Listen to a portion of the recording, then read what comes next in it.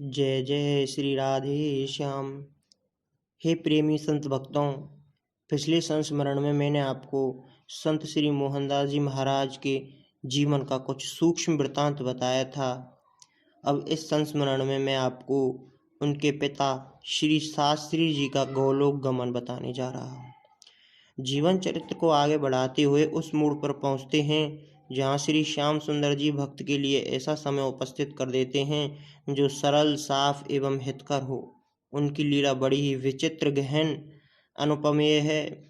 जिसे अपनाते हैं उस भक्त का सर्वस्व हरण कर लेते हैं। देखो समय का परिवर्तन। एक दिन शास्त्री जी ने अनुज बहादुर सिंह से पूछा, भैया मुझे गीता ला कर दे दो तथा बेटा मोहन एवं समस्त परिवारी जनों को शीघ्र से शीघ्र बुलाओ। भ्राता श्री को बड़ा ही आश्चर्यचकित हो रहा था कि अचानक क्या बात हो गई। उन्होंने तुरंत वैसा ही किया। शास्त्री जी स्नान ध्यान करने आसन पर बैठ गए तथा समस्त परिवारी जन, अन्य प्रेमी बंधुओं को सामने आसन पर बैठने के लिए कहा। बेटा मोहन को अपने पास बैठाया। इसके बाद गीता के अध्याय 15 को सबको पढ़कर सुनाया। तत्पश्चात सभी को संबोधित करते हुए कहा, हे मेरी प्रिय आत्मीय जनों, यह संसार नाशवान, मिथ्या, क्षणभंगुर, परिवर्तनशील दुखालय है। मुझे संत सेवा, श्री कृष्ण भक्ति से प्रभाव से इस समय तीनों कालों का ज्ञान है। अगर किसी को कुछ पूछना हो तो पूछ सकता है, क्योंकि मैं सही 4 बजे आप लोगों से सदा के लिए विलग हो जाऊंगा। तब महाराज जी ने पूछा, हे पिताजी, आप कहाँ जाएंगे? शास्त्री जी ने उत्तर दिया, बेटा मैं गोलोक धाम चला जाऊंगा, जहाँ जाकर जीव वापस नहीं लौटता। आवागमन का चक्कर हमेशा के लिए छूट जाता है। महाराज जी ने पुनः कहा, पिताजी मुझे भी ले चलो। शास्त्री जी ने कहा, हे बेटा, यह जीवात्मा कर्माधीन है। जीव संस्कार बस अकेला ही आता है और अकेला ही जाता है। हे बेटे, मेरी अवधि पूर्ण हुई। तुम थोड़े ही समय के अंदर गृह त्याग कर तीर्थ स्थलों का भ्रमण करते हुए अनेकानेक जीवों का कल्याण करोगे। तुम सच्चे संगी व हितैषी श्री कृष्ण हैं, उन्हीं को अपना लो। तुम भूले भटके जीवों का उद्धार करते हुए अपनी अवधि पूर्ण करके नंद नंदन नटखट लीला विहारी श्री श्याम सुंदर जी के गोलोक धाम को प्राप्त होगे। इसमें किंचित मात्र भी संदेह नहीं है। अन्य लोगों ने भी बहुत सी बातें पूछी। उनका उत्तर शास्त्री जी ने अंतिम समय में इस प्रकार दिया, हे मेरी हित चिंतक आत्माओं, यह तन मेले का पुतला है, दुर्गुणों की खान है, दुखों का केंद्र है। इस में सुख मानना ही भूल है।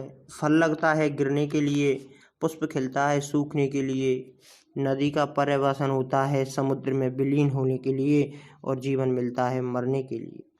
संसार में जीव आता है जाने के लिए। अंत में शास्त्री जी ने कहा, गोलोक परम धाम से जो दिव्य चिन्मय रथ आया है, मैं उसे प्रत्यक्ष नेत्रों से देख रहा हूँ। अब मेरी सभी को अंतिम जय श्री कृष्ण, जय श्री कृष्ण, जय श्री कृष्ण। इतना कहते ही हंस उड़ गया और पिंजड़ा यहीं पड़ा रह गया। फिर क्या, जाने वाला चला गया। अब चाहे कोई कितना भी निधर करे। हिंदू धर्म के शास्त्र के अनुरूप चंद्रवंशी चंदेले ठाकुर श्री शेष सिंह शास्त्री जी की अंत्येष्टि क्रिया मोहनदास जी महाराज द्वारा संपन्न कराई। उस समय महाराज जी की आयु सिर्फ 6 वर्ष की थी। वो अपने जननी एवं जनक से हीन हो गए।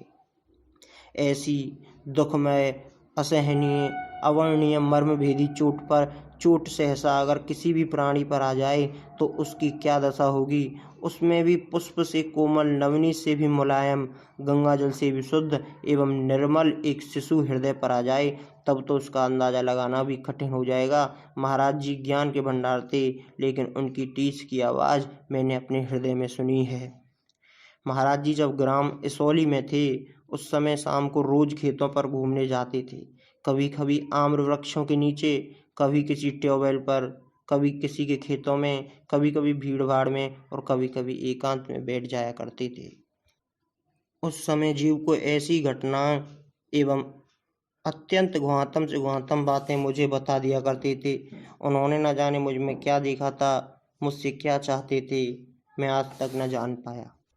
हाँ, इतना अवश्य जानता हूँ कि जब महाराज जी की याद आती है तो दिल में बहुत बड़ी टीस उठती है जिसको मैं व्यक्त नहीं कर सकता। महाराज जी ने मुझे बताया कि शास्त्री जी पूर्व जन्म से योग भ्रष्ट महात्मा थे। यह जन्म उनका अंतिम जन्म था। जब पिताजी गोलोक धाम पधार गए तभी से मेरी चंचलता जाती रही।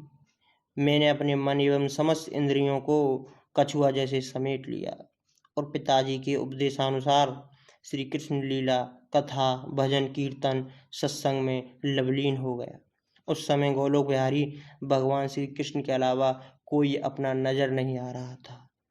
जैसी हुई भव्यता तैसे ही मिले सहाय, ताही न आवे ताही पे, ताई तहाँ ले जा।